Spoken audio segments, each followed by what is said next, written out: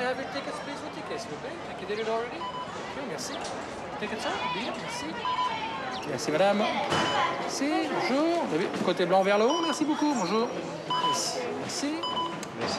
T'as vu la vitesse? Bonjour, côté blanc, merci. Et j'ai fait avancer par là, merci. Allez, on y va.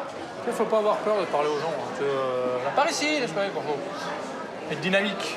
Je ne l'étais pas non plus au début, je ne l'étais pas non plus. En 13 ans, Wim, agent d'accueil, a vu passer des millions de touristes sur la Tour Eiffel. Au printemps, il forme les futurs saisonniers comme Mathilde, qui travailleront ici cet été. Mesdames, messieurs, veuillez avancer, s'il vous plaît. Could you please keep going, ladies and gentlemen? There are still people coming up. Faut que ça aille vite. Faut que ça aille vite. Faut que ça aille toujours très vite ici. Mais cool. Vite, mais cool. Bonjour, monsieur. Ticket, votre billet, s'il vous plaît. Si on est rapide, ils attendent moins dehors aussi.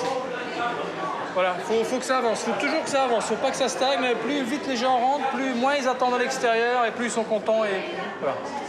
On est là pour les rendre heureux. Et elle en rend des gens heureux, la Tour Eiffel. 7 millions par an. Depuis qu'elle existe, elle a séduit 250 millions de visiteurs venus du monde entier. Pendant 4 saisons, nous avons vécu à son rythme. Et il s'en passe des choses pendant 1 an. Depuis le parvis, où les policiers ne laissent aucun répit aux vendeurs à la sauvette, jusqu'aux étages, où tout s'illumine, s'embrase, s'enflamme. Sur 324 mètres de haut, d'ascenseur en escalier, voici 4 saisons sur le plus emblématique de nos monuments. Mesdames, messieurs, est-ce que je peux vous demander d'avancer un tout petit peu, s'il vous plaît? Voilà, veuillez bien avancer, mesdames, messieurs. Please keep going. Avancez bien au fond, s'il vous plaît. Wim poursuit l'initiation à l'accueil. Pour la première fois, il met la jeune Mathilde aux commandes de l'ascenseur. Voilà, tout est vert, on peut monter. Bon, ça, c'est la sonnette. Ah, pardon. Voilà, très bien. Elle marche. On voulait voir si elle marchait, la sonnette. Les ascenseurs de la Tour Eiffel, c'est le début du voyage dans la dentelle de fer. Chaque année, il parcourt une distance équivalente à 2,5 fois le tour de la Terre. Tu m'écoutes bien? On fera comme tout à l'heure à l'extérieur. Voici le premier étage, mesdames, messieurs. Les personnes munies d'un billet pour le restaurant, uniquement le restaurant, descendent ici, s'il vous plaît. La porte va s'ouvrir tout de suite. Elle est un peu lente. Un peu lente. On est à l'abri du vent et de la pluie. Ça, c'est vrai. On vous souhaite un excellent appétit. Merci. Alors ça, c'est pas beau, ça. On dirait le choral. Quelle unanimité. Direction le 2e étage, 115 mètres au-dessus de Paris. They have to take another lift upstairs. This one is going down. The lift is going down. L'ascenseur descend. Toujours dire ça. Attention ton poids. Interpose-toi. Maintenant. Vas-y, tu sonnes. Laisse rentrer madame en rouge. Très bien. Et tu fermes tout de suite. Tout de suite. Voilà, très bien. Qu'est-ce qui se passe si tu attends trop? Le problème, c'est qu'il commence à réfléchir. Oui, mais ma femme... Oui, hop, terminé. La visite du premier étage, first floor visit, and visita de la primera plata. Il faut juste qu'il soit un peu plus... T'imposes. Moi, j'en ai pas besoin, mais... C'est toujours stressant de devoir faire une annonce. L'accueil, c'est ça, oui. Ça peut être stressant. Wim et Mathilde enchaînent les trajets.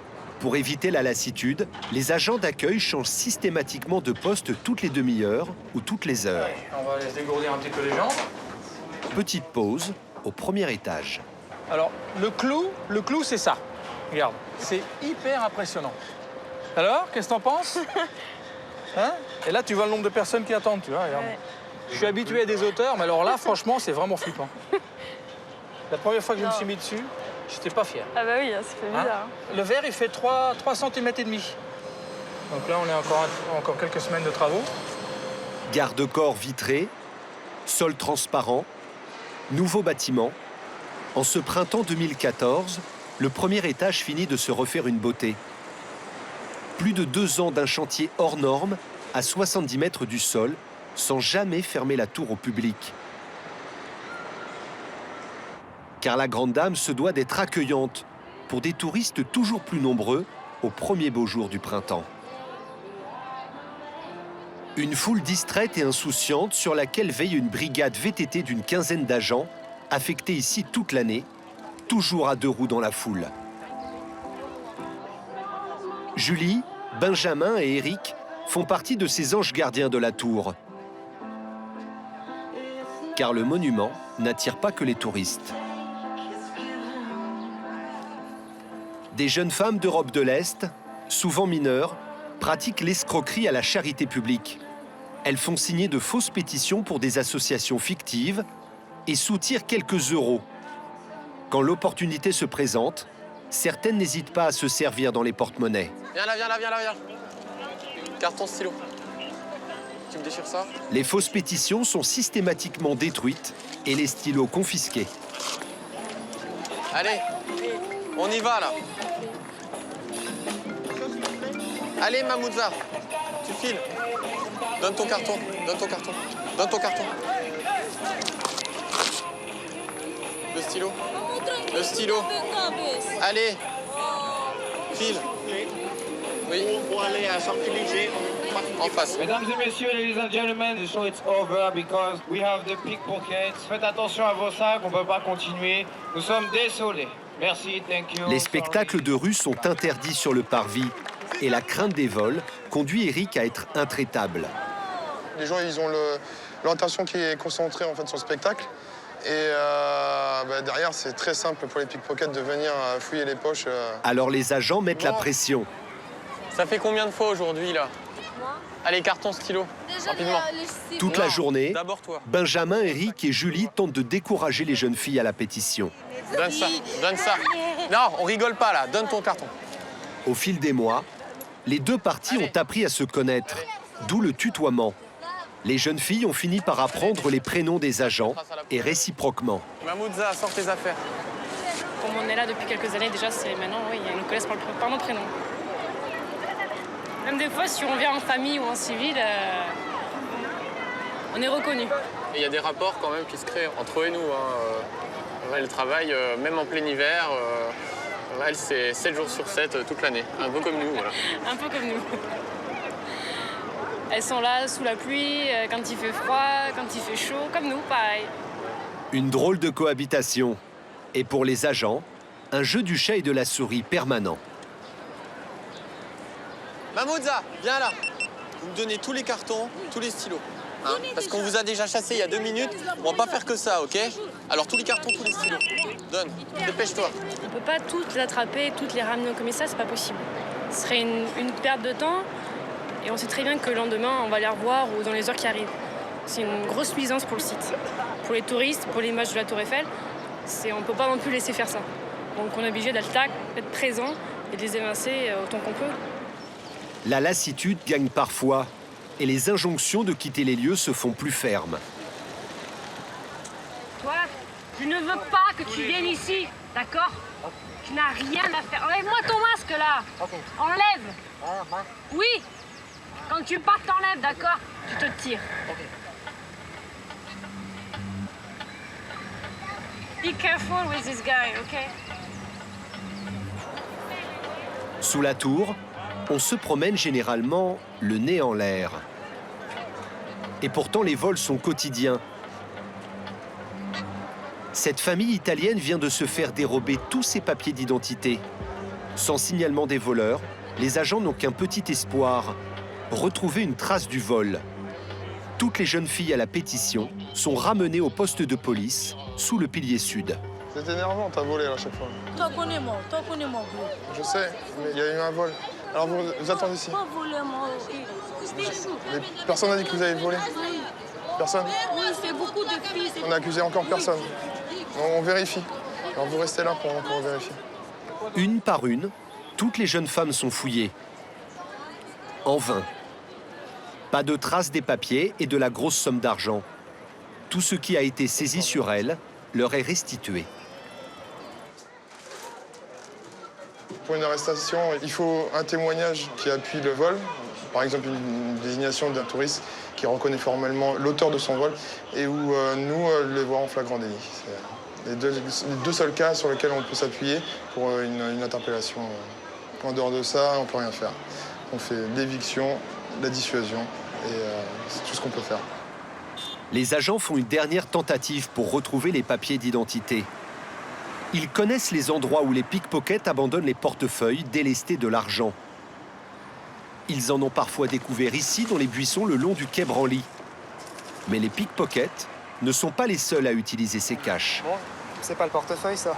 Ah non, l'alcool. C'est les vendeurs à la sauvette, ils cachent ça là la journée. Comme ça, le soir, ils n'ont plus qu'à venir chercher l'alcool. Ils n'ont pas besoin d'aller chez eux rechercher. Ils viennent piocher là au fur et à mesure, selon les besoins. Et voilà. Donc on a de l'eau et de l'alcool là, oui. Ça traîne souvent dans les égouts avant d'être sorti pour être proposé aux touristes. Donc avec toutes les saletés qui traînent à droite à gauche, même dans les buissons, il y a des rats et tout. Les buissons, ils font aussi office de toilette publique, donc bon. Ça, qu'est-ce que c'est? Ça, c'est un déguisement. Encore une autre facette des multiples emplois que peuvent avoir les Roms ici sur le site. Donc ils se déguisent en pharaon, ils se déguisent en statue, peu importe, et les gens donnent de l'argent. Et la pêche miraculeuse continue. C'est course. C'est encore des bouteilles d'eau. Là, ils parsèment leurs marchandises un peu partout. Comme ça, dès que nous on attrape, on va en récupérer d'autres, ils reviennent. On fait ça, hop, hop, hop, hop. Retour à la Tour Eiffel avec toutes les marchandises saisies, mais sans les papiers volés. C'était une journée de printemps somme toute assez calme. Cet été, les policiers de la Tour vont changer de tempo.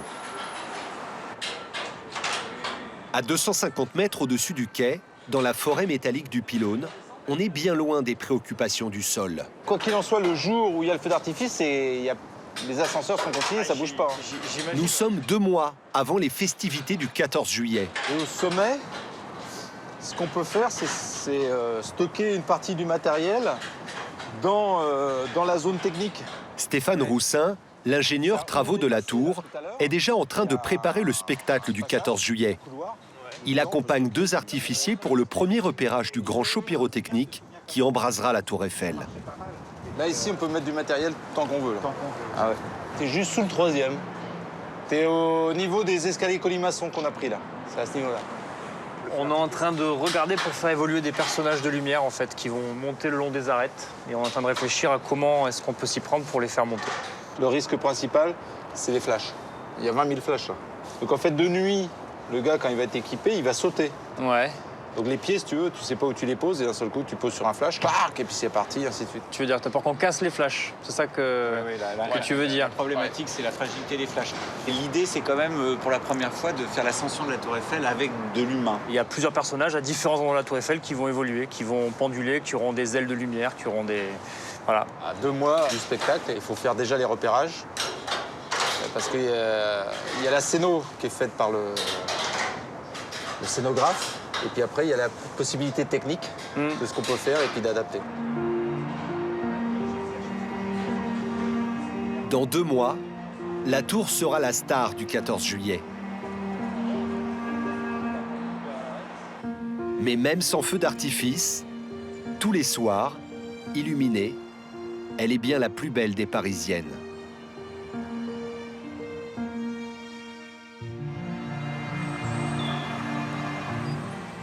À 6 heures du matin, la belle endormie est plongée dans l'obscurité. Mais le petit monde de la Tour Eiffel est déjà sur le pont. Comme tous les jours, Jacques Castagny fait partie des premiers arrivés. Ah super, vous avez commencé, c'est bien. Voici son domaine, les boutiques de souvenirs. Il gère les 9 points de vente officiels de la Tour, répartis du parvis au 2e étage. En pleine saison, ils écoulent chaque jour 4,5 tonnes de souvenirs estampillés Tour Eiffel. Tous les matins, les boutiques doivent être achalandées avant l'arrivée des premiers touristes. Vous avez du stock de gélifiés. Vous allez passer une commande énorme, d'accord? Parce que là, le temps que ça arrive, Des gélifiés, ça fait partie des meilleures ventes de la tour. C'est les petites tours Eiffel de toutes les couleurs là, qui sont en rayon. Et elles marchent très très bien, celles-ci. On se fait livrer tous les jours, tous les matins. Et dans la journée, c'est fini. Donc on doit réceptionner le matin de 6h à 9h. C'est pas possible d'être livré dans la journée? Pas du tout. Alors déjà pour la bonne raison que le monument est ouvert. Et puis, on n'aurait pas l'accès. Il y a trop de monde, que ce soit sur les coursives, que ce soit à l'extérieur, pour passer les palettes. Et on gênerait vraiment trop la clientèle, le flux. Et là, c'est les fameuses petites boules de neige qui arrivent. Grand classique. Quelques minutes avant l'ouverture, tous les souvenirs sont en rayon. Il ne reste plus qu'à évacuer les emballages. Jacques Castagny et ses équipes auront travaillé 3h30 non-stop. Pas vraiment le temps pour contempler l'aube qui se lève sur Paris. À 9h30, les premiers touristes sont prêts à monter. Merci. Upstairs, navire au-dessus. Bonjour madame. Premier touriste. Premier client pour les boutiques de Jacques Castagny. Je vous donnerai un coup d'œil. Dans la vitrine, il y a des petits blocs qui sont tombés. Hein, vous les remettez pour que ce soit joli. Rien ne lui échappe. Je trouve que c'est pas très beau d'avoir mis ça sur les côtés, mais bon. Là, il y a un code-barre encore à l'envers. Bon, ça, c'est des petits détails, mais je trouve que c'est pas joli. Ça, là, ça a bougé, il faut le remettre en place. Il faut recharger aussi, il manque des tours Eiffel là. Une mise en place irréprochable, c'est plus de marchandises vendues.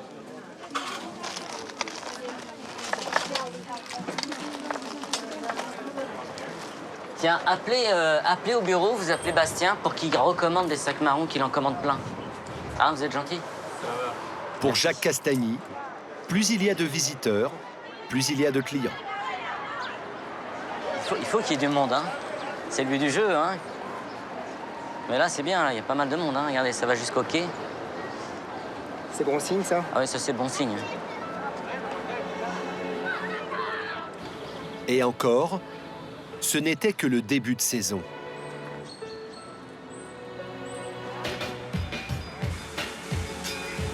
Avec l'été, arrive la foule des grands jours. Jusqu'à 32 000 visiteurs par jour.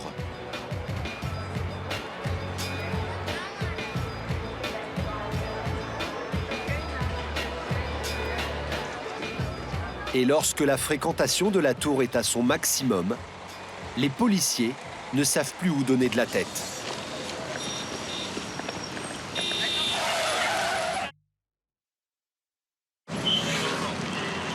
L'été bat son plein sur la tour Eiffel et les agents en VTT font ce qu'ils appellent une poussée. Lorsque les vendeurs à la sauvette se rapprochent trop du parvis, ils les chassent.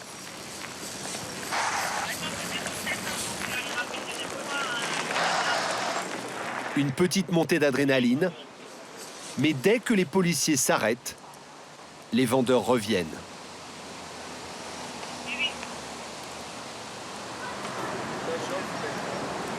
Ils attendent qu'on parte. C'est en stand-by. Là, ils attendent qu'on retourne sur notre arrondissement et voilà, qu'on leur laisse le champ libre pour faire la remonte.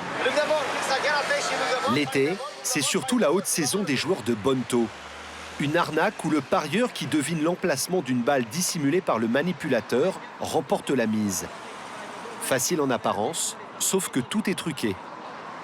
Des complices font semblant de gagner pour mettre en confiance des badauds naïfs qui, eux, perdent à tous les coups leur mise. Partout autour, des complices font le guet et donnent l'alerte à l'approche des policiers.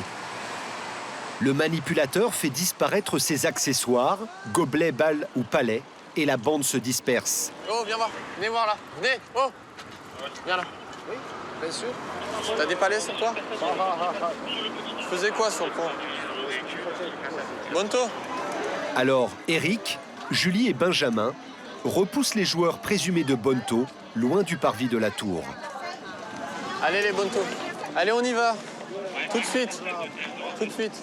On ne veut pas vous voir sur le parvis, on ne veut pas vous voir. Ouais, tu le sais. Nulle part. Les bontos, on y va là. Allez, on y va. Vous circulez, s'il vous plaît. Par là-bas. Allez, on y va là. Par là, tout droit. Par là. Non, en face. En face. Allez faire un tour. J'ai demandé à ta copine, elle n'a pas voulu te réveiller. Ouais, allez, vas-y. Ah, tu vas là-bas. Qu'est-ce qu'on t'a dit là? Maintenant, tu dégages. Allez, par là. Allez, on y va aussi là. Vous avez fait partir combien de personnes à peu près? Vous les voyez, ils sont tous en face. Il y en a entre 50 et 100 personnes. C'est eux qui font le plus d'argent, plus que les Roumains à la pétition, plus que les Soviets, naturellement. Eux, ils peuvent faire plusieurs milliers d'euros en une journée. Juste avec les jeux de bonto. Vous voyez, voilà un bonto encore en attente, en pause casse-croûte. Et il va se mettre avec les autres dans l'herbe, au soleil. Et puis dès qu'on va tourner le dos, il va se remettre à travailler. Vous voyez, tous les gens sur les bancs, le long sur le muret, là, tout ça, c'est des Roms qui attendent de jouer au bonto. Et là, bon, il y a ces individus-là, mais sur le champ de Mars, on avait encore au moins 50. Sur le pont, on en avait peut-être encore une vingtaine. Ils sont partout, hein, c'est une toile d'araignée. Donc nous, on pousse là, mais pendant ce temps, ça travaille d'un côté. Et c'est sans fin. Messieurs, dames, bonto. On est fatigués de vous. Nous vous invitons à quitter les lieux. Merci. Toute la journée, les anges gardiens de la tour tentent ainsi d'éloigner du monument les indésirables. À la nuit tombée, l'obscurité chasse les joueurs de bonto, mais pas les vendeurs à la sauvette. Fais pousser rapide.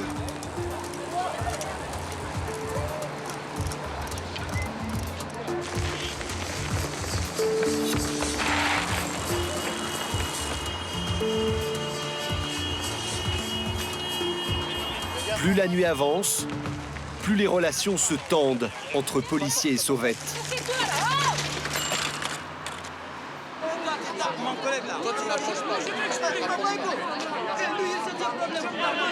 Là, il fait beau, il fait bon, ils ont de quoi vendre, ils ont de quoi faire leur business ce soir. Là, comme on est toujours là, ils ont les boules, quoi.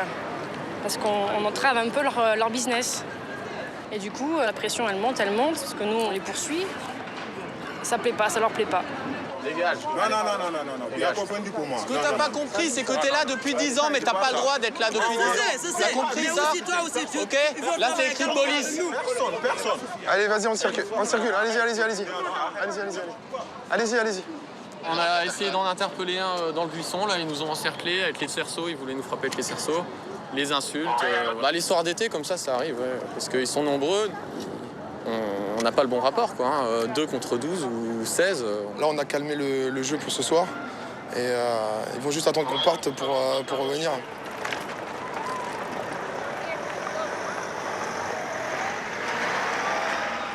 Effectivement, une fois les agents partis à 23 h, les vendeurs à la sauvette prennent le parvis d'assaut.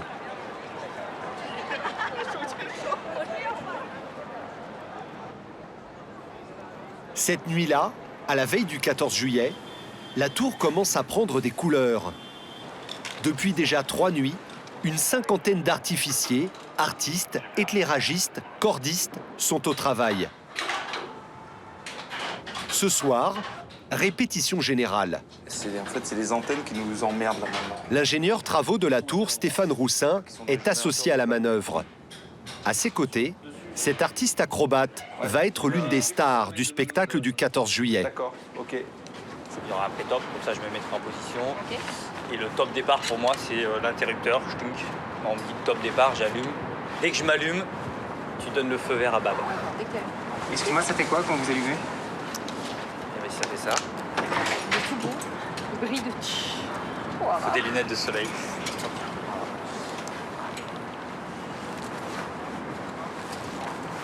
Je vais me déplacer le long de l'arête et je vais faire une ascension en marchant sur la Tour Eiffel. Là, c'est une première de faire ça sur la Tour Eiffel. Le vent risque de me déporter un petit peu. Pour ça, on a mis une corde qui est une corde anti-chute, qui est tendue, qui me permet de rester dans l'axe. Mais malgré tout, on se fait un peu déporter parce que la tour Eiffel n'est pas complètement droite. Voilà. Bon, à tous de Stéphane, je passe la tour dans le noir. On va faire un check pour savoir si on a bien tout éteint. Et elle restera dans le noir maintenant définitivement. 54-30. Attention pour l'allumage des flashs, stop allumage des flashs. Il y a encore quelque chose qui serait resté allumé et je pense que le restaurant 58 doit être encore allumé. Il y a encore de la lumière au deuxième et à l'inter. Pas normal. Donc Ouais. toi on te voit bien. C'est beaucoup de préparation pour 35 minutes de spectacle.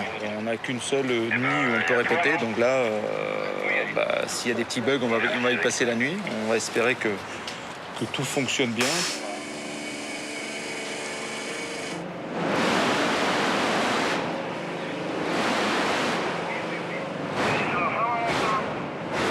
Les générateurs de flammes partent au quart de tour. Répartis sur le toit du premier étage, ils font grimper la température en quelques secondes. Stéphane Roussin est inquiet. Le système de détection incendie n'a pas été désactivé et il craint que les alarmes se déclenchent. À 20 mètres au-dessus des flammes, un deuxième homme de lumière s'apprête à se jeter dans le vide. Attention pour l'ange, 4, 3, 2, 1. Top ange doré, top ange doré.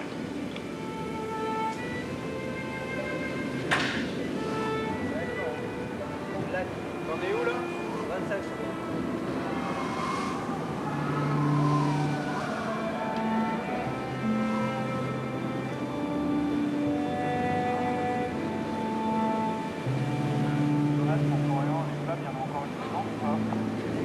Bien sûr.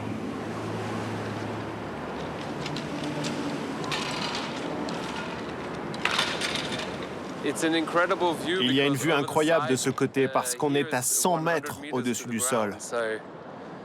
Ça n'a pas l'air haut d'ici, mais une fois en l'air, vous voyez tout Paris. C'est très étrange, mais sublime. Mais l'autre homme lumière qui escalade l'arête de la tour a bien du mal à progresser. Ok, on a reçu que c'est le vent qui l'emporte. Qui l'emporte 50 secondes. Je monte pas du tout à l'endroit prévu. Normalement, il marche sur l'autre côté de l'arête. Hein. Ouais, il y a eu beaucoup de vent en fait. Ouais, je te voyais balader dans tous les sens là. J'arrivais pas à tenir sur l'arrêt. Le vent a forci au moment du départ. Du coup, la corde devient une voile en fait. Et on peut partir à l'horizontale, c'est rigolo aussi. C'est quand le vent s'arrête, hop, on reprend la verticale, là, ça peut faire mal. L'acrobate est confiant. Le vent devrait être tombé pour la grande fête.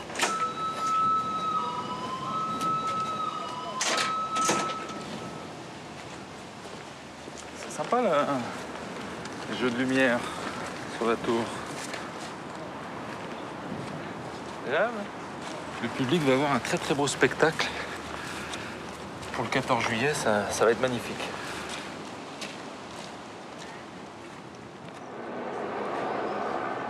Le lendemain, pour le 14 juillet, la tour est ouverte au public, comme si de rien n'était. Bonjour, deuxième étage. Changement d'ascenseur au-dessus pour le sommet. You have to take another elevator upstairs if you go to the top floor. Au-dessus pour le sommet. Wim, l'agent d'accueil, est fidèle au poste. Upstairs to the top para subire arriba. Dovete cambiare ascensore sopra per il terzo. En dépit du temps maussade, les visiteurs sont aux premières loges pour le défilé aérien du 14 juillet.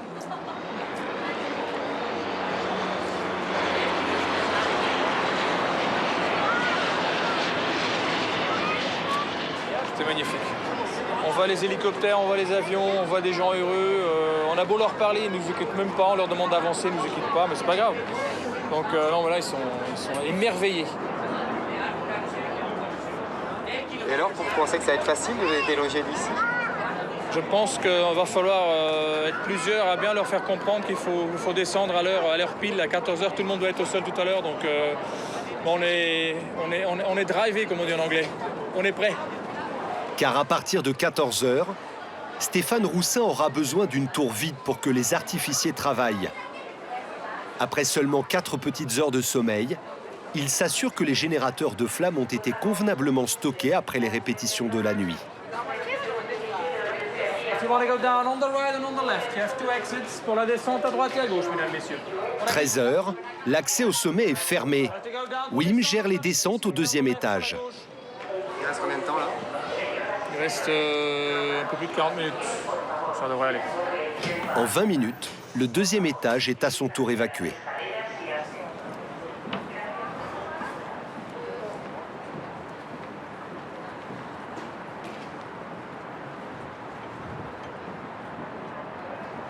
Vérifier si personne n'est caché.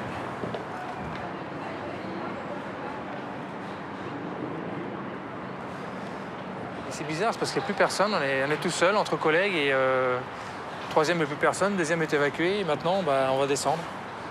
Et puis c'est fini pour aujourd'hui. Et c'est pour le deuxième étage. Deuxième étage évacué.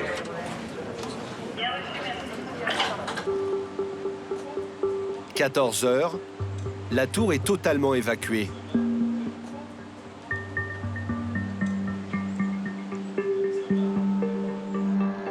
Les matières explosives peuvent arriver. Tous les engins pyrotechniques vont rejoindre leur emplacement précis dans les structures de la tour. Les artificiers ont 9 heures pour tout installer.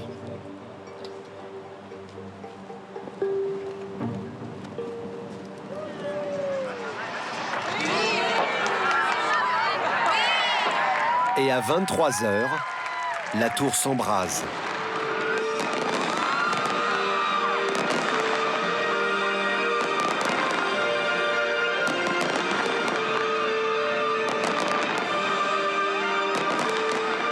Cette fois, pas un souffle de vent pour entraver la marche de l'homme de lumière.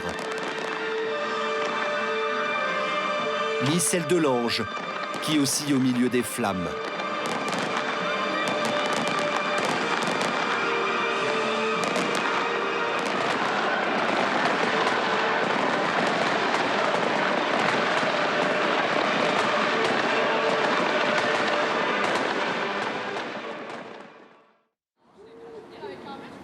Le lendemain, la vie a repris un cours normal sur la tour. Au deuxième étage, le restaurant Le Jules Verne, une étoile à 125 mètres du sol, se prépare à accueillir ses clients. Menu à près de 100 € au minimum le midi et 185 € le soir. Non, je t'en supplie, allez. Non, allez. Imagine avec moi, ça me fait mal. Non, ça fait pas mal, sans rien. T'as mis 3 ans. Côté cuisine, Laura, 17 ans, essaie de maîtriser sa phobie des écrevisses. Arrête, je vais pleurer. Laura est en apprentissage Bac Pro Cuisine. Chaque mois, 2 semaines à l'école, 2 semaines en cuisine. Ici, elle est à l'école de l'excellence et en plus, sur un monument qu'elle adore. Quand les gens me parlent de la Tour Eiffel, moi je leur dis que j'y vais pas pour me promener, j'y vais pour travailler tous les jours. Ça fait quel effet? C'est un effet de fierté. Je suis fière de l'endroit où je travaille. Après le décortiquage, la cuisson des écrevisses. On faut que ça chante comme ça, rapidement. Ça peut reculer un peu. Ça va très vite.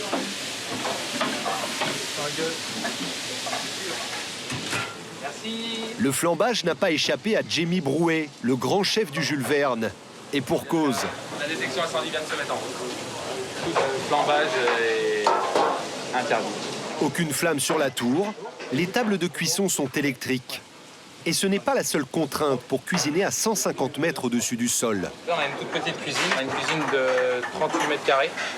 Donc, remplie de recoins, on a des panneaux qui sont un peu obliques, comme vous pouvez le voir. Là, on est complètement imbriqué dans la Tour Eiffel. On suit le pied de la Tour Eiffel et donc juste derrière, vous avez l'armature de la Dame. Donc là, interdit de pousser les murs. On voulait agrandir.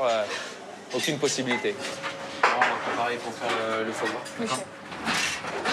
Avant le service, le chef forme Laura à son nouveau poste. Donc on a mis tous les fruits à mariner au vinaigre.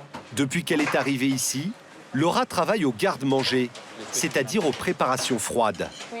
On va mettre quelques copeaux de radis pour donner un petit peu de croquant. Pour la première fois, elle va être chargée de dresser au millimètre près les assiettes de foie gras. À l'envoi, on mettra la brioche. On la toast des deux côtés, t'as vu? Oui. Tu peux goûter si tu veux. Oui. Pour te rendre compte de ta saveur de tous les produits.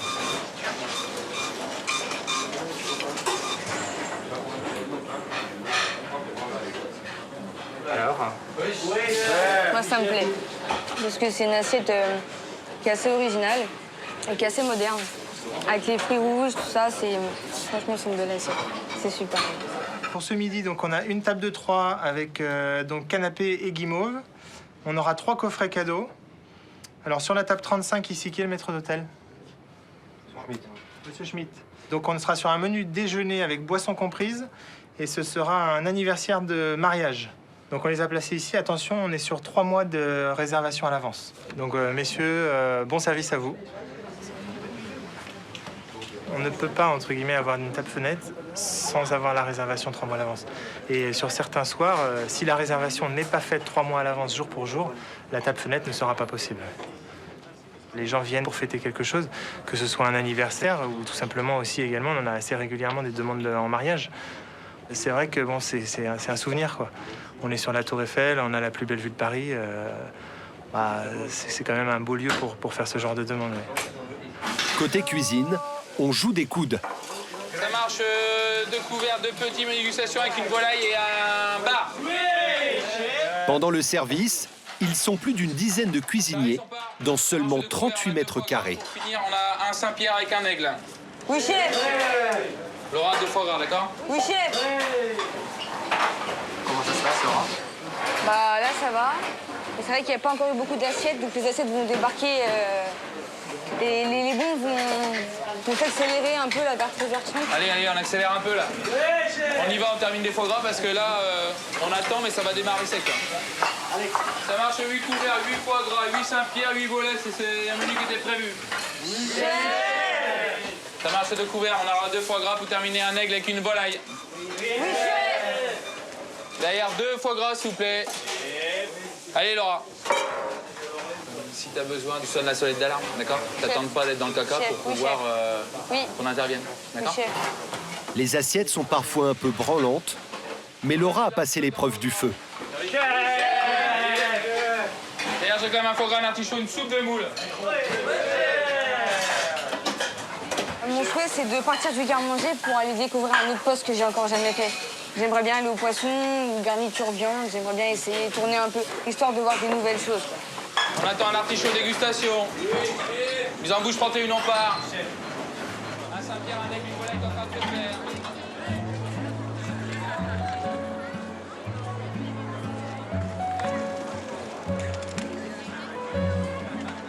L'été s'achève. Avec l'automne, les touristes sont un peu moins nombreux. Mais les mariés, toujours prêts à tout pour poser au pied de la tour.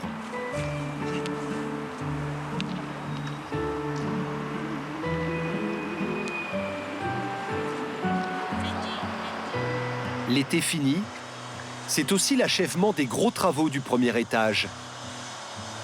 Le parvis est désormais libre. Restent les finitions. Un tout nouveau pavillon abrite le plus grand magasin de souvenirs de la tour. Le navire amiral de Jacques Castagny, le responsable des boutiques. J'ai l'impression que c'est toujours en travaux ici. Ça fait pas mal de temps. Je crois que j'ai toujours connu en travaux, moi. Bon, je ne suis pas là depuis si longtemps que ça. Ça fait 5 ans que je suis là, mais bon, elle a toujours été en travaux pendant cette laps de temps. Ils ont tout refait. Ils ont refait le bâtiment de réception, là. Ils l'ont complètement rasé, reconstruit, avec une nouvelle architecture, comme maintenant. Ils ont rasé aussi celui-ci. Ils l'ont complètement refait. C'est magnifique, hein. C'est une belle réalisation. Ce qui se produisait auparavant, les gens montaient au 2e étage, visitaient le 2e étage, faisaient l'ascension. Et puis ensuite, au niveau du 1er étage, eh bien, on n'avait pas grand monde de toute façon. Le 1er étage n'est pas tellement visité. Et donc le fait d'avoir fait des nouveaux bâtiments, ça attire davantage de monde.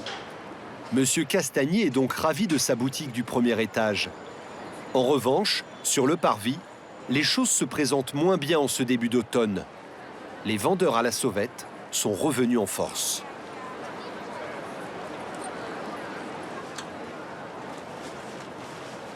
Ils se regroupent tous devant les magasins, donc ils font carrément parfois comme un blocage pour rentrer dans le magasin. C'est embêtant, puis il y en a beaucoup là en ce moment, donc ils viennent ici, et puis sur l'autre magasin qui est du côté du pilier ouest, où là il y en a des fois, parfois il y en a, ça va jusqu'à 20, 25 personnes. Où ils font barrage malgré tout, bon ça c'est embêtant quand même. Pour les agents de police en VTT, la situation n'est pas tenable. Et amenez là, les sauvettes. Les gens ils veulent quasiment plus passer sur le trottoir. La course-poursuite s'engage.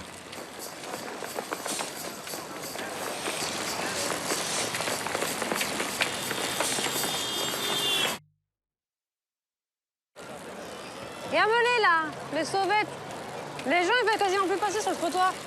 Cet automne, les consignes n'ont pas changé pour Eric, Julie et Benjamin. Pas de vendeurs à la sauvette sur le parvis de la Tour Eiffel. Tant pis pour le quai Branly à contresens. Cette fois, les policiers tentent une interpellation. Ils ont repéré ce vendeur. L'arrestation se fait en douceur.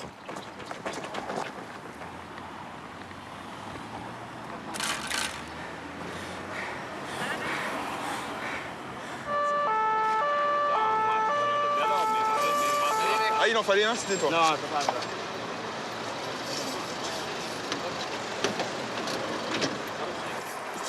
On l'a vu vendre. Ouais, il a pris la fuite, on est sur le quai Branly, il a pris un peu de risque, comme d'habitude. Et donc là, on va le ramener au poste, par la procédure de vente à la sauvette.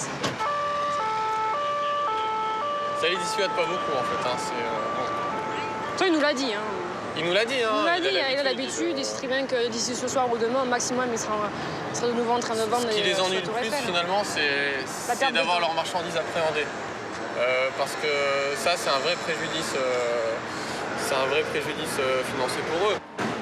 Ce sont les 3 agents à VTT ayant procédé à l'interpellation qui se chargent de la procédure de vente à la sauvette au commissariat. C'est un métier. Après, ça partira en destruction, mais il faut tout compter. Tout ce qu'il avait sur lui.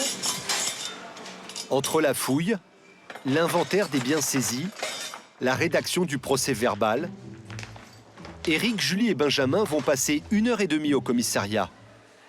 Et pendant ce temps, les vendeurs à la sauvette en profitent. À leur retour sous la Tour Eiffel, les agents choisissent une nouvelle cible, les vélos-taxis. Vous y allez ? Merci. Monsieur, bonjour. Rebonjour. Vous allez me présenter une pièce d'identité, s'il vous plaît. Les vélos-taxis se sont multipliés ces dernières années et ils ont l'habitude de stationner au pied de la Tour Eiffel. Vous allez être verbalisé pour le stationnement. Parce que tout à l'heure, je pense que déjà, on vous l'avait demandé, vous avez du mal à bouger. Et la note est salée. Combien ? 135 €. 135 €? Oui. C'est un stationnement dangereux. 135 €. Parce que c'est un stationnement dangereux. Nous sommes Axe rouge, plan Vigipirate. Il ne fait pas bon s'arrêter sous la tour. Les vélos-taxis le savent et tous les contrôles ne se passent pas aussi bien. Ce chauffeur refuse obstinément de s'arrêter malgré les injonctions de Benjamin. Mettez-vous sur le côté, vous arrêtez, vous arrêtez. Je veux une pièce d'identité, s'il vous plaît. Tout de suite. C'est un contrôle, monsieur. Vous avez refusé. Mes collègues ont sifflé, vous n'êtes pas arrêté. C'est un contrôle maintenant. Donnez, monsieur. Donnez, monsieur. Je veux la voir. Donnez, monsieur. Il faudra l'intervention d'un autre vélo-taxi. Ah, merci, monsieur. C'est quand même hallucinant qu'il faudrait quelqu'un d'extérieur à la police pour que vous obéissiez à l'ordre. Si vous arrêtez tout le monde, je arrête pareil comme tout le monde. Vous voyez, on n'est que 3, monsieur. On va arrêter tout le monde. On est 10, ils sont 3. On fait comment On fait comment On fait comment On fait comment Monsieur. On fait comment Simplement, demandez à votre ami. On fait comment, monsieur Vous êtes 10, vous êtes 15, vous êtes 20. On fait comment On est 3. On fait comment, monsieur Surtout, on fait comment si on a affaire qu'à des gens comme vous qui refusent de s'arrêter quand on leur demande de s'arrêter. Exactement. Alors on est obligé d'être 3 pour un mec comme vous. Les agents seront cléments Ce sera finalement le même tarif, 135 € d'amende. Tenez, je rends mon papier. Ça, c'est toute la... Pièce d'identité. Bonne journée, monsieur. On donne beaucoup d'avertissements avant de verbaliser. On leur a peut-être dit 10 fois « Monsieur, faut pas rester ici. Monsieur, c'est interdit, zone Vigipirate. C'est dangereux, la piste cyclable. » Voilà. Après, au bout d'un moment, on est obligé de toucher au portefeuille, sinon les gens s'en moquent complètement et notre parole, ils rigolent. Hein. Ah, il y a celui-là de tout à l'heure. Les amendes permettent aux policiers de contenir le phénomène et d'éviter que les abords du monument ne se transforment en parking à vélo-taxi. Eric, Julie et Benjamin n'ont pas fini de verbaliser. Il y a des choses qui ne changent pas sur la Tour Eiffel. Quelle que soit la saison, les ascenseurs poursuivent inlassablement leur va-et-vient. Les touristes continuent de s'extasier et Wim, l'agent d'accueil, tend toujours l'oreille aux conversations.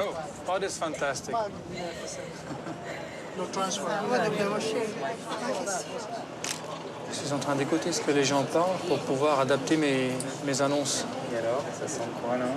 Italien, espagnol, américain, j'ai du russe aussi, et arabe, mais là, malheureusement, je ne vais pas pouvoir le dire. Voici le deuxième étage, mesdames, messieurs, tout le monde descend ici pour le sommet, vous allez devoir changer d'ascenseur.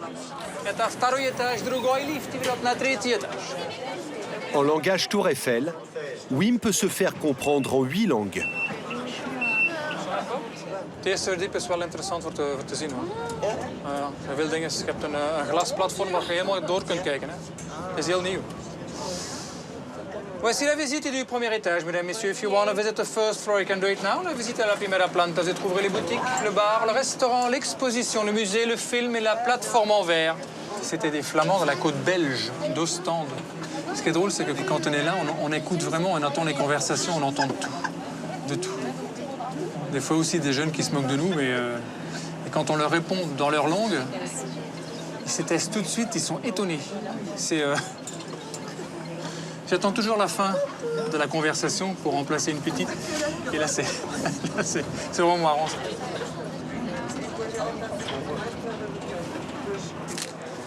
Thank you. I will show it to my wife. Thank you. It is a pleasure. On fait partie du spectacle. On fait partie du spectacle, oui. Oui. Oui, tout à fait, oui. Voilà, mesdames, messieurs, continuez d'avancer. Could you please keep going if you go to the top floor?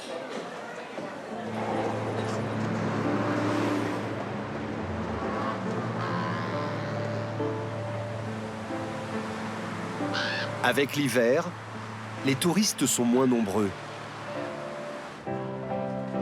Alors les visiteurs prennent leurs aises, affrontent les éléments, musardent sur des coursives où on ne se bouscule plus. Et de décembre à mi-février, la Tour Eiffel goûte à sa façon aux joies des sports d'hiver. Au premier étage, la plus haute patinoire de Paris accueille les visiteurs. Glisse et vue panoramique au programme. 70 mètres au-dessus des patineurs, les travailleurs de la Tour Eiffel se préparent à une longue nuit. Ça va? Bonsoir. Très bien. Impeccable, ouais. Pas trop froid? Ben moi j'ai mis, comme vous, j'ai mis ma polaire. Vous avez bien fait. Ah ouais. Je sais qu'il va faire très froid cette nuit. Certainement. Cette nuit-là, le thermomètre frise les 0 degrés. Pas les conditions idéales pour les cordistes. Toujours dans les bonnes aventures? Ah bah toujours, hein. Donc là, tu fais quoi, toi, Là, ici? c'est la mise en place du treuil pour la reprise de charge de la pale de l'éolienne. Ouais. Donc en fait, là... 2 éoliennes qui produiront un peu d'électricité vont être installées sur le toit du 2e étage de la tour. Ok.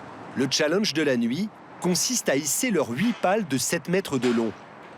Les cordistes mettent en place tout un système de treuil pour créer un téléphérique provisoire.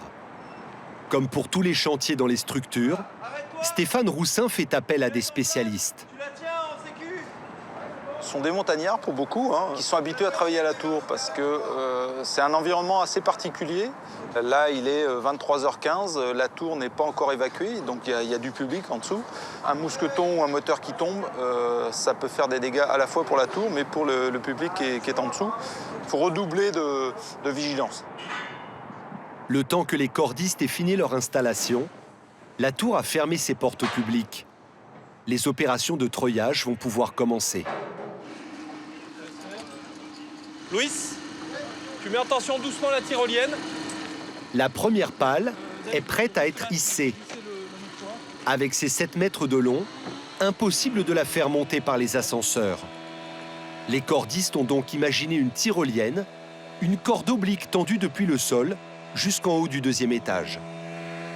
Une tyrolienne de 300 mètres dans Paris, je crois que c'est une première parce que souvent ce type d'opération se fait par hélicoptère. On voit souvent au-dessus des différents immeubles, souvent des rotations d'hélicoptères qui viennent poser des charges. Bon, là, on a décidé de ne pas perturber l'environnement des voisins qui vont dormir, hein, tous les voisins de la Tour Eiffel. Et donc, on va faire ça par une tyrolienne. Stop, stop, stop, stop. Ah, c'est parti. Ça y est, la pale voyage dans les airs. Après, elle servira à mettre l'air en mouvement. Et prochain arrêt au 2e étage. Donc, on voit les frontales en haut, là, les petits éclats de lumière blanche.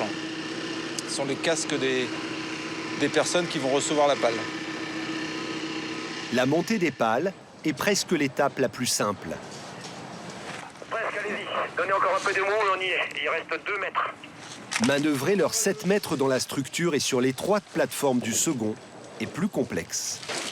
Elle est dans le bon sens? Attention. Allez, on la tourne et on la pose, tranquille. La première est à destination. Donc ces petites sœurs vont venir côte à côte et puis ça sera parfait. Après 1 heure du matin, la tour est plongée dans l'obscurité. Le treuillage se fait à la lueur des lampes frontales. Hop, arrête le treuil. Ce seront les éoliennes les plus hautes de Paris, puisqu'elles vont se dresser au-dessus du 2e étage de la Tour Eiffel. Ce sont des éoliennes verticales. Une éolienne, hein, quand on les voit dans le paysage, c'est une grosse hélice qui tourne avec un axe horizontal. Et ben là, l'axe est vertical, donc elles vont tourner comme ça. Hein. C'est une hélice, voilà, un hélicoïde. Et il y en aura 2 au-dessus de la tour, donc il faudra essayer de les repérer. Pour ceux qui auront l'œil averti, ils repéreront les éoliennes de la Tour Eiffel.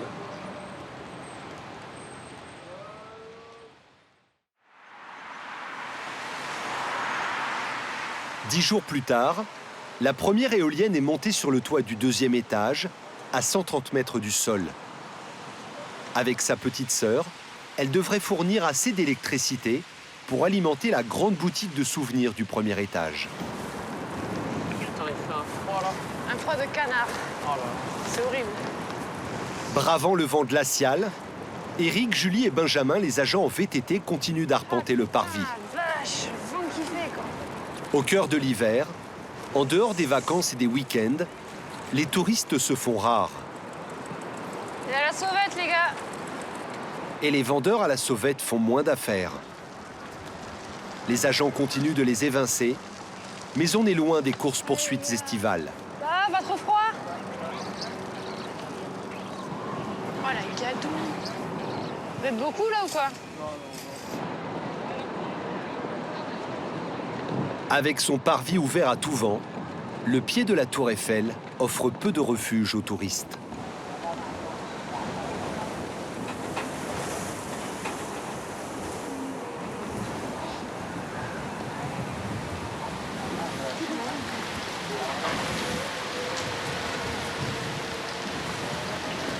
On va se rentrer à la vigie? Ouais.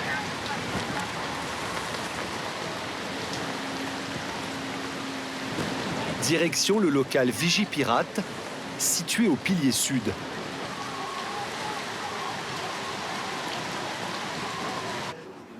Mais le répit est de courte durée. On a quelqu'un qui arrive là, c'est sûrement pour un vol.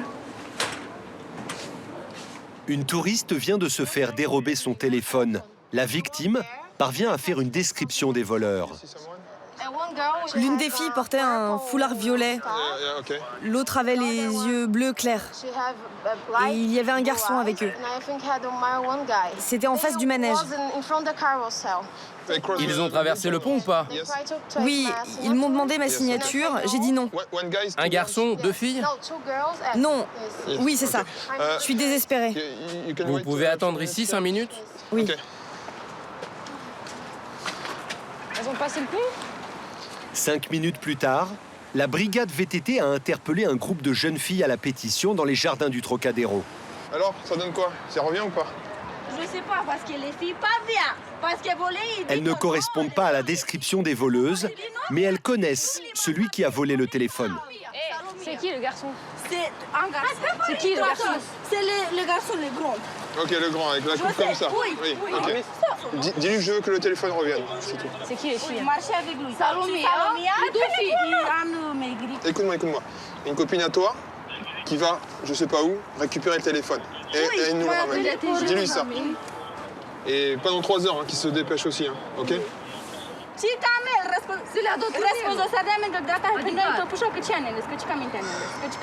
on voit qu'elles n'arrivent pas à coopérer avec nous, tant pis, on mettra une pression supplémentaire le lendemain, le surlendemain, et on les empêchera de faire leur business sur la Tour Eiffel, encore plus que d'habitude, et on leur mettra la pression. Donc c'est... Chacun met du sien, on essaye. Babouchka, elle est dans le groupe ou pas? Babouchka, c'est là. Elle est en prison? Elle est pas sortie encore? Ça parle beaucoup, mais ça agit pas beaucoup en fait. Elle nous mène en bateau souvent. C'est un peu du grand cinéma. Chercher le portable au cas où dans les buissons. C'est ça, on a eu des renseignements caméra qui pourraient laisser supposer qu'ils se sont débarrassés de quelque chose à ce niveau-là. Des fois, on arrive à les retrouver comme ça. Bon, c'est pas une garantie non plus. Cette fois, Eric fera chou blanc.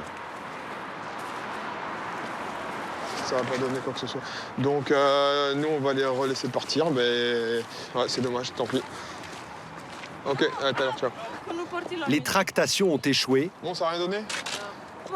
Le téléphone ne reviendra pas, mais les policiers font passer un message.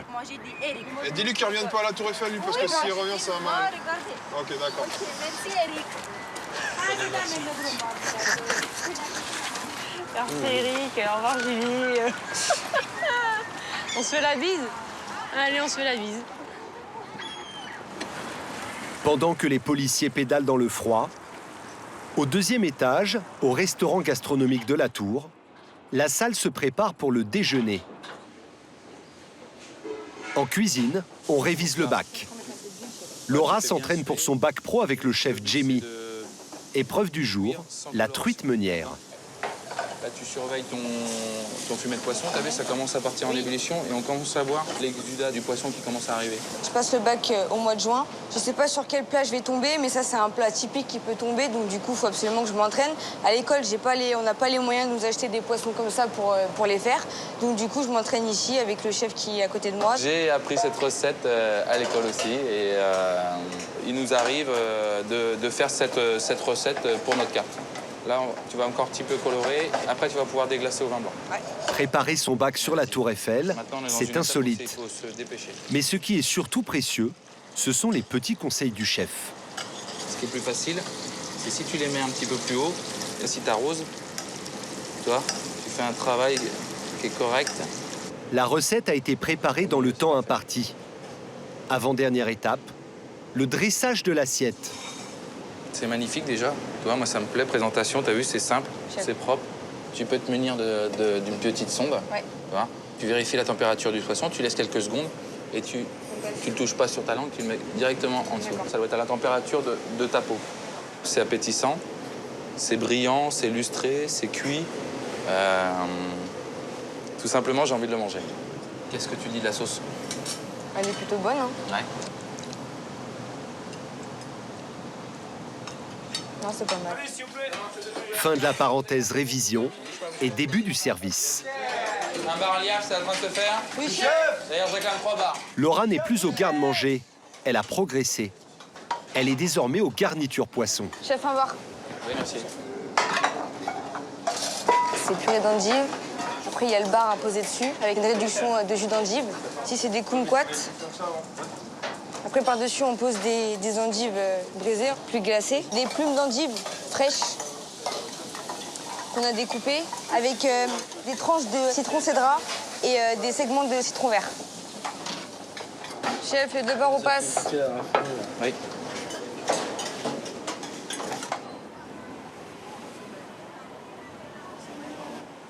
En fin de service, Laura et Léo, apprentis en cuisine comme elle, ont décidé de rattraper le temps perdu. Ils travaillent ici depuis plus d'1 an, mais ne sont encore jamais montés au sommet de la tour. Bonjour. Tu connais Jules Verne, non? C'est ça, apprenti cuisinier. Bon, bienvenue chez nous. C'est la première fois que vous venez au sommet? C'est la première fois. Bon, bah écoutez, on va faire un petit tour. Les jeunes apprentis ont droit à un guide privé, mais le moment n'est pas forcément bien choisi. Ah oui, il n'y a carrément aucune visibilité là.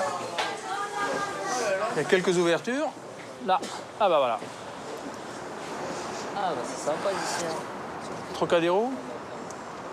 Les gens sont informés dès qu'ils arrivent en bas aux caisses qu'il y a bien du brouillard pour pas qu'ils soient déçus quand ils arrivent ici. Donc les gens le savent déjà quand ils montent. Hein. Le vent chasse carrément les nuages. Là, on a une visibilité magnifique là. Vous avez vu le vent qu'il y a là? Le bar à champagne. Ensuite, on arrive au bureau de Gustave Eiffel. Vous verrez mieux d'ici. Allez voir. Alors à gauche, vous avez Thomas Edison. Ouais. Et Monsieur Eiffel ici. Ah, donc c'était son appartement ici. Bureau et appartement. C'est ici qu'il travaillait. Et il travaillait la tour Eiffel. La pièce est climatisée parce que les personnages sont en cire. Donc il vaut mieux, hein, parce qu'en été, il peut faire très très très chaud ici. Et le décor, il est ancien aussi ou... Le décor, oui, tout à fait. L'Arc de Triomphe à gauche, vous voyez là? Ouais, si vous continuez, vous arrivez là-bas, à la place de la Concorde, vous voyez la grande roue. Bon, Laura, c'était pas le bon jour pour venir monter? Non, mais c'est sympa aussi parce que bon, comme il commence à faire nuit, il y a toutes les lumières qui s'allument de Paris. C'est vrai que c'est aussi impressionnant que si on serait allé en journée avec un grand soleil. Donc non, franchement, c'est une super occasion. Je suis super contente. Ça fait vraiment plaisir. Franchement, quand les nuages s'en vont, c'est super beau. Tout est illuminé, là, un peu ça, période de Noël, toutes les rues scintillent, donc c'est sympathique. Et on passe pas par là, nous. Tac, tac. Ils sont émerveillés, hein. On le voit. Ouais, c'est normal. Ils le sont tous, hein. Tous ceux autour de nous, ils sont émerveillés. Mais bon, c'est vrai qu'on n'est pas gâtés par le temps, mais bon, il pleut pas, il n'y a pas de verglas, il n'y a pas de neige. Pour l'instant, espérons qu'il n'y en ait pas, parce que s'il y a du verglas, on est obligé de fermer le sommet. Neige et verglas, comme on ne peut pas s'aller ici, à cause du fer. Ouais. Quand il y a beaucoup de vent, le sommet bouge et on le sent vraiment. Bon, ça peut aller jusqu'à 12 cm maximum. Hein. La sensation qu'on a quand ça bouge, on n'est vraiment pas à l'aise. On n'a pas envie de redescendre, mais on se demande comment ça tient et ça fait comme déjà 125 ans qu'elle tient. Comme tous les soirs, le phare de la tour éclaire la nuit parisienne. 4 énormes projecteurs qui se relaient sur chaque face, visibles à 40 km à la ronde. Et quelle que soit la saison, la tour Eiffel illumine Paris de sa beauté.